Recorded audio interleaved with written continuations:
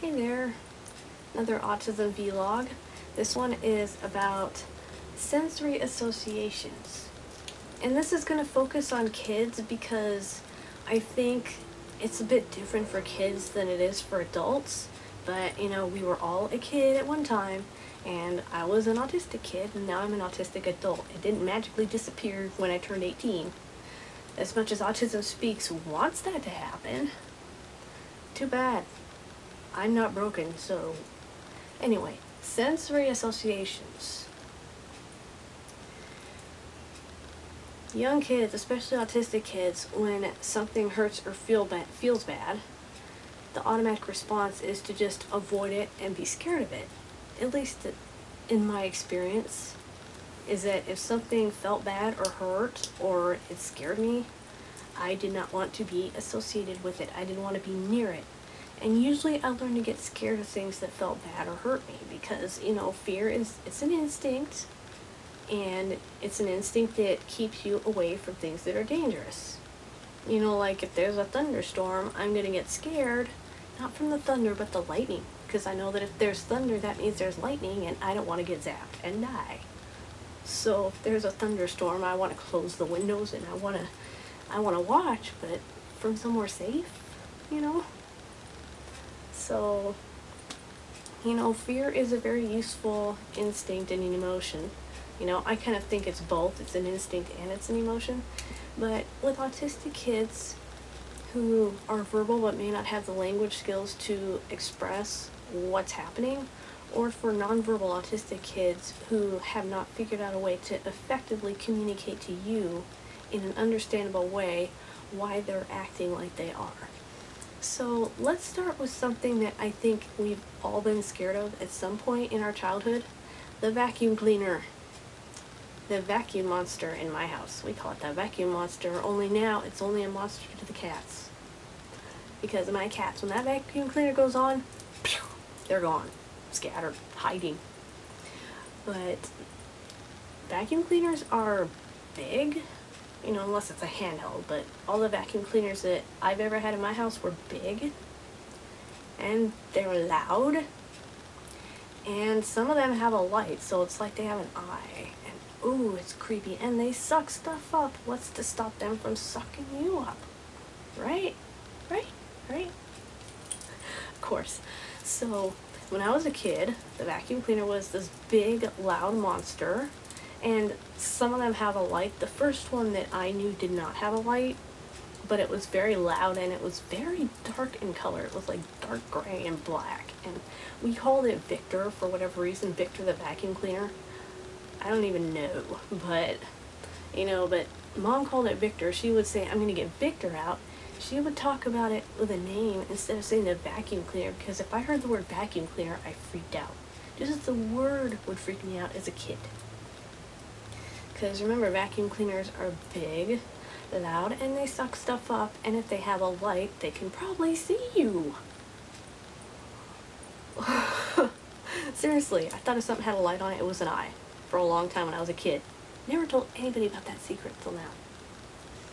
But the vacuum cleaner, some of them can make a really high-pitched overtone sound over the when you hear that noise, the vacuum's on. And when I hear people vacuuming in their houses or on my block, I will hear that overtone, and I'll be like, oh, someone's vacuuming somewhere. But when I was a kid, that was pure agony. When it's close to me, it's pure agony. If my mom's vacuuming and she, comes to do some of the floor in my room, I am automatically going like that, or I will get up and leave. I will jump over the vacuum cleaner and leave. Just like jump over it like Mario. Don't get me started. Don't get me started. But the vacuum cleaner was scary because when I was a kid, I thought it would suck me up, and it was loud and it was big. And I did not understand that it was not going to hurt me, that it was just a big noisy thing. It was not going to hurt me, unless someone picked it up and dropped it on my head, then yeah, it's going to hurt me. But, when Mom's just using it, and if she bumped into my feet, it was not going to suck me up. Not like the little aliens in Mac and Me from that movie in the 80s with the kid in the wheelchair. Yeah, I love that movie. Macamee and E.T. are pretty good, really good movies. Although E.T. made my childhood, but that's neither here nor there. But you know, today I can use a vacuum cleaner myself. When I was a kid, I would not even touch it. I did not want to look at the vacuum cleaner. It was terrifying because I associated it with pain. So vacuum cleaner equals pain in my mind. I didn't know why, I just knew that it did. My grandma had an electric organ in her house. And when it was plugged in but not being played, the speaker emitted this hissing, high-pitched noise that hurt my ears, and it scared the crap out of me. And I began to realize that the organ makes that noise. So I would not go in the grandma's house if that organ was out. She had to cover it with an Afghan and hide it in her closet because I would not go near it. I would scream and have a conniption and just be like, no, not going in the house, because the bad things there. You know, things that are scary and that cause pain, they're kind of like monsters under the bed. You associate those things with things that are scary and painful. And so with autistic kids, it can be even more interesting and even a bit weird because the things they may be afraid of may seem completely innocuous to you. Yay, I said the word innocuous. Ha ha ha. Anyway, sorry, I've been trying like 4 times to get that word out. 4 different takes. Anyway, innocuous. They're scared of something innocuous. Like maybe you're walking to the store or something and there's a grocery cart sitting by the curb and they freak out. Maybe it's not one, maybe it's 2 grocery carts stuck together. They see them like that, they freak out. 1 cart is fine, they don't care. But when they see 2, all of a sudden they are flipping out. They are screaming and they just want to get away from it. You get to the store, you see the cart train thing where all the carts are lined up and the kid won't go near it. They're freaking out. They're screaming.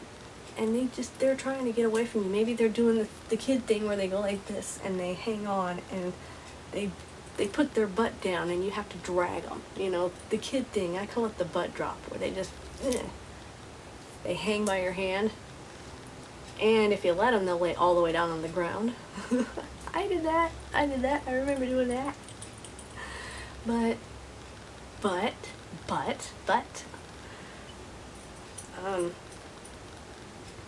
you have to drag them into the store and tell them to wait and go get 1 cart, and then they're fine. But if there's 2 or 3 together, they won't go. Well, think of it this way. Have you ever been to Walmart? Or have you ever been at the store like Stater Brothers or Albertsons or whatever store you go to in your country? I'm just naming some in mine, USA. Let's see, Stater Brothers, Albertsons. Jeez, there are so many. I mean, there's even a grocery store in Walmart. But, you know, if you've ever been there when a worker is lining up all the carts and pushing them all into, like, the cart receiving station thingy where the rails are, and have you ever heard how loud that is? I walked into Walmart while a worker was pushing those in, and it sounds like a freight train. It sounds like something humongous is coming at you, and it kind of is. You do not want to be in the path of that cart train when it's coming. Let's just put it that way. But when they put that into the cart receiving station, whatever they call that, I don't even know, I just call it that. But it just goes bang, bang, bang, bang, bang, squeak, squeak, screech, screech, screech, crunch, silence. Now, if you're an autistic kid and things are already loud, that is overwhelming.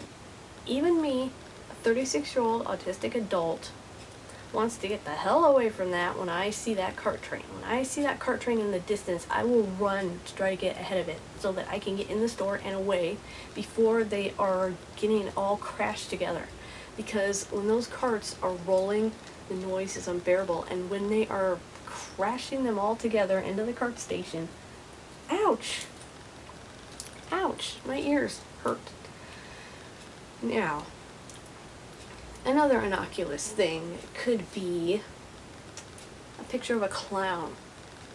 Okay, maybe you went to the circus one time when your kid was like really little, and there was a clown there that was really brightly colored.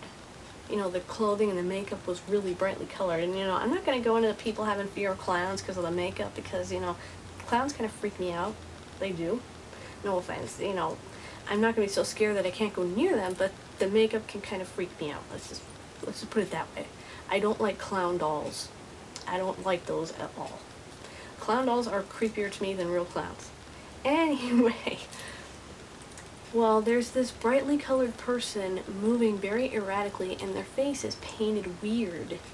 And maybe they're carrying this squeaky thing that they are squeezing, and that hurts your ears. You know, the little horn they squeak, and you know, maybe their squeaky shoes makes a noise that hurts. And so the kid sees clowns, and they remember that they were in pain when they saw that the last time. So they freak out, and it's like, it's just a picture of a clown. But to the kid, it's an association with something bad and painful. Now, here's one that can be really, really, really confusing to you.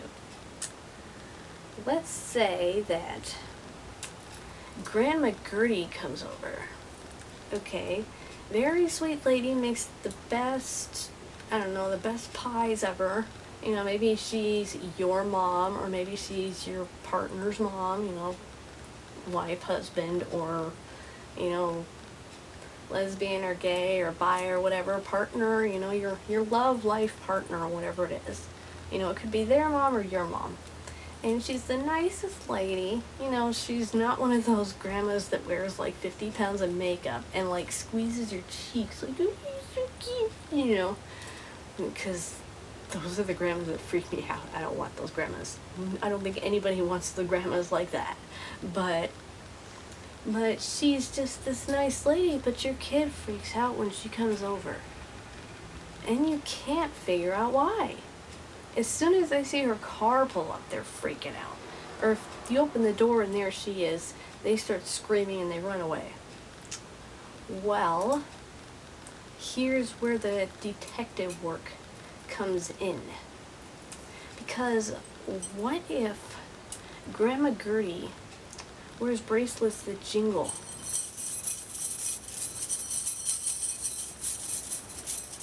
And what if she loves to gesture when she is talking about, oh my gosh, did you see this and this and this and this and...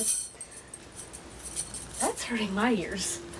Okay, but bracelets like this. Okay.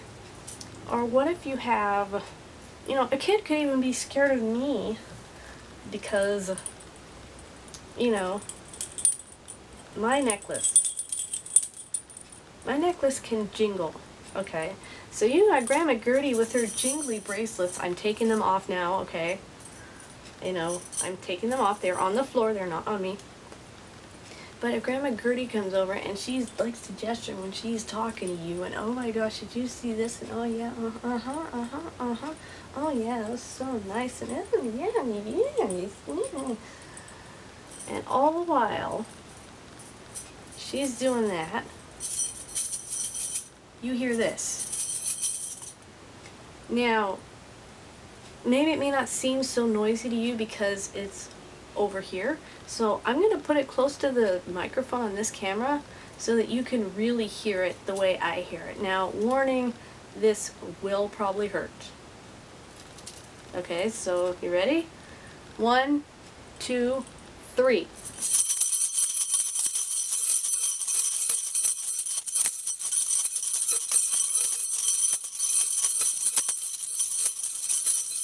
Now try having a conversation with somebody when that's going on.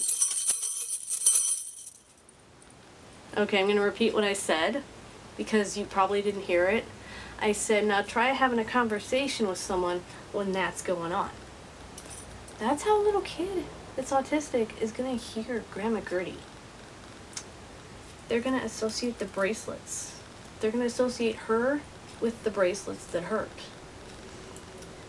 So what you can do is encourage Grandma Gertie to wear either bracelets that are fitted to her wrist so they don't jingle, or tell her please don't wear them. Or get her plastic ones that she can wear just when she comes to your house to see you and your kid, so that she's not jingling all over the place. This also goes for people that might wear their keys on their belt and the keys jingle, because the jingle of keys kills me. It just, if you're talking to me and you're jingling your keys, I'm not going to hear you, because I'm going to be like trying not to scream in pain, because, you know, I'm not a little kid. You know, I understand why the sound hurts and that it's not going to hurt me, but it still hurts. So, you know, I'm not going to have the fear reaction. My reaction might be more like, would you stop jingling the keys? You know, or would you stop flipping your coins around in your pocket? Because keys and coins, ugh. My dad had that bad habit when he was working. You know, he doesn't work anymore because Parkinson's disease. But he would talk to me while jingling these keys around in his pocket. And I would be like, stop! And he would get all mad at me, like, well, what are you talking to me so loudly for? And I'm like, you're jingling your coins, it hurts, could you please stop? And he'd be like, oh, don't be such a baby. You know, that's the kind of parent thing that went on between me and my dad a lot. So, yeah, not nice. But anyway, you know, if you got somebody that jingles their keys a lot, you know, maybe they wear jingly keys on their belt, or they sling their keys around when they're talking, you know, because there are people that do that. I mean, I do it with my Tangle. You know, I sling it around when I'm talking to somebody, like, hey, you know, what's up? You know, hey, blah, blah, blah. You know, hey, you see last episode of Doctor Who? You know, have you seen the Power Rangers before? You know, and meanwhile, my Tangle's just flipping back and forth, hitting myself in the shoulders. You know, I do this as kind of a sensory thing that I do sometimes. I don't even notice that I'm doing it unless I see myself in a video. But anyway, you know, you got Grandma Gertie with her bracelets. Or you got Steve with his keys. Or you got Jeremy with his coins in his pocket. Or maybe you got Aunt Susie with the necklace that just makes an unholy noise. And it's just, your kid just will not go near this person. That could be a reason why. Because it could be they have jewelry that makes noise. Or maybe they wear a scent that bothers them. You know, maybe somebody uses too much Axe body spray, or maybe there's perfume or something. Or it could be even a shampoo they use, it just, the smell could be overpowering.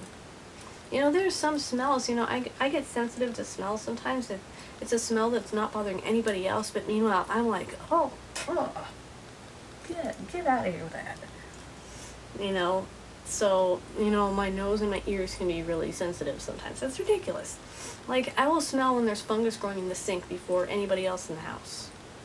And I'm usually wanting to dump bleach down there to get rid of that smell, because bleach kills the fungus and makes the smell go away.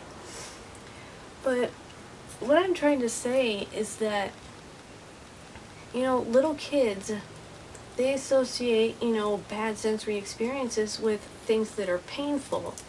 And they may believe that they're, like, in physical danger. So one thing you can do to help, and if my stomach growls, sorry, it's lunchtime right now when I'm making this vlog, but I don't know if you heard it, but I feel it. But, you know, first of all, you should explain to the kid what's making the noise and why. You know, like, have Grandma Gertie take her bracelets off and give them to the child, you know, if it's safe, if the child is not someone that's going to throw them at your antique vase or something. If that's the case, hold on to them like this and let the kid touch and look at them. And maybe hold them loosely so that they can, you know, let them see that this is making the noise and that it's not Grandma Gertie that's some monster. You know, just let them explore, let them, you know, just let them do this. You know, let them,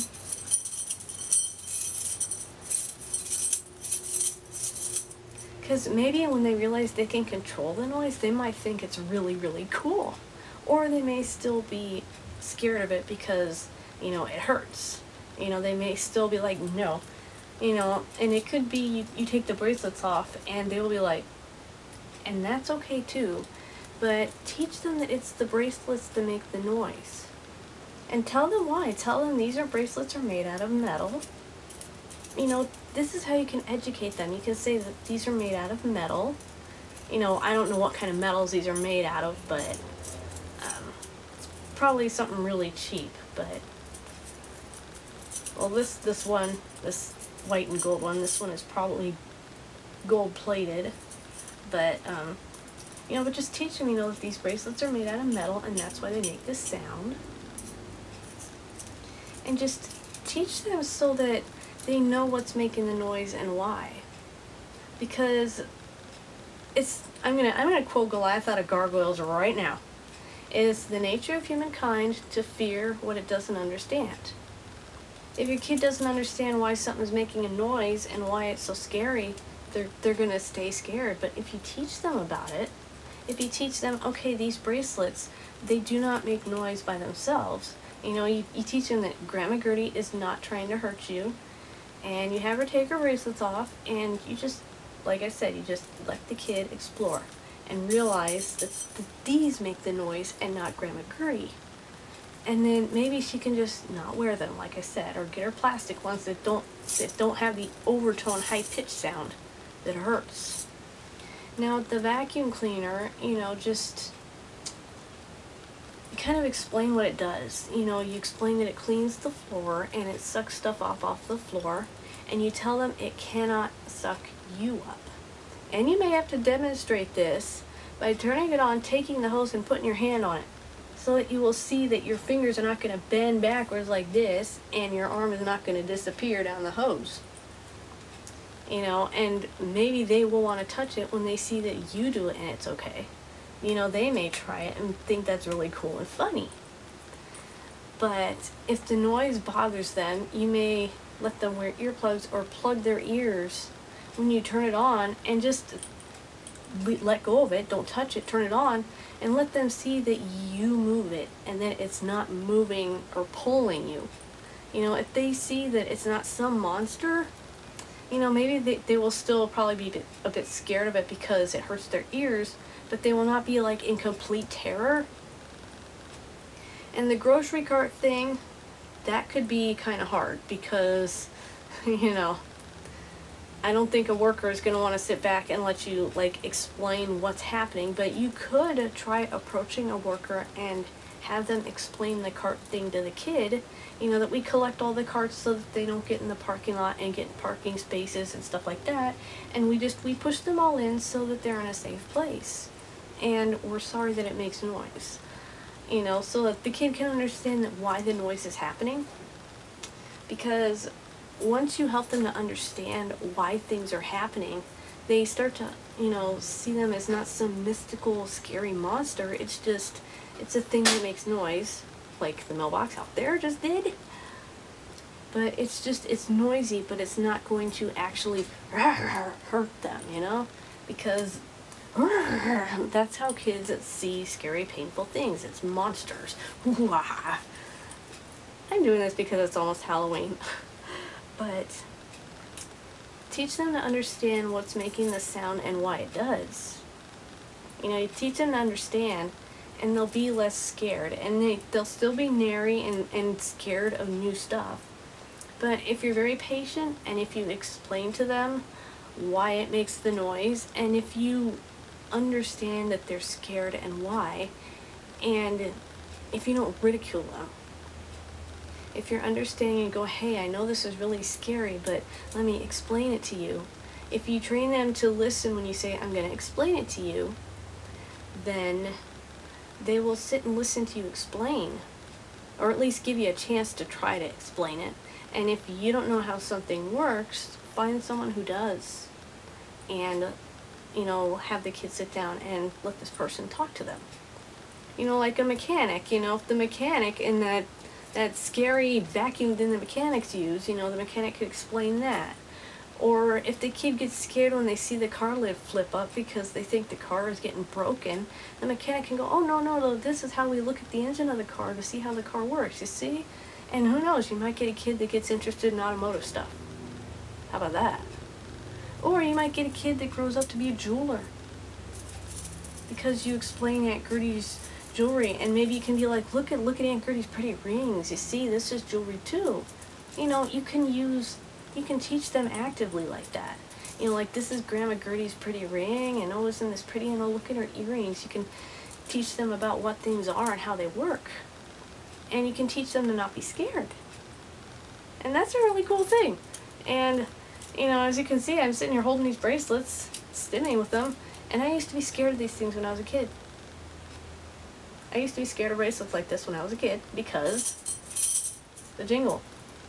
Now, I know that my dog tag, you know, my cross, my St. Michael dog tag, and my Lady of Lourdes on the back, you can't really see it too well, but I know that this makes a noise, and if someone tells me that the sound bothers them a lot, you know, I might tuck it under my shirt so it won't make as much noise. But, you know, I like the sound of it because it kind of keeps me aware of, I have a body here, oh yeah. Because sometimes I feel like I don't have a body. It's not a dissociation thing, it's a sensory thing, but, you know, this kind of just keeps me tethered to where I am in space. This does not come off except in a shower or medical stuff, or if I am wearing something that would not look good with this. You know, if I'm wearing this with something else that have to be really formal, like my white Easter dress, you know, I don't wear this. And I don't wear my shroom either, but like if this sound hurts somebody's ears, you know, I can just, you know, just stick it under my dress, no problem, you see? But, you know, autistic kids and sensory associations, you should try to understand it before you just start saying, don't be such a baby. Because that just makes them even more scared. And then they'll feel like they can't even trust you to make them feel safe. So, you know, if your kids seem scared of something really innocuous, try explaining what it is, why it makes that sound or does that thing, and let them explore it when it's turned off or whatever, and not making that sound.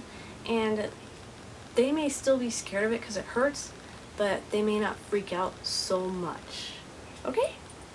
I hope that's helpful, because, you know, being an autism parent, it's hard work. You know, I'm not going to pretend it's not hard work, but a little understanding from an autistic voice helps.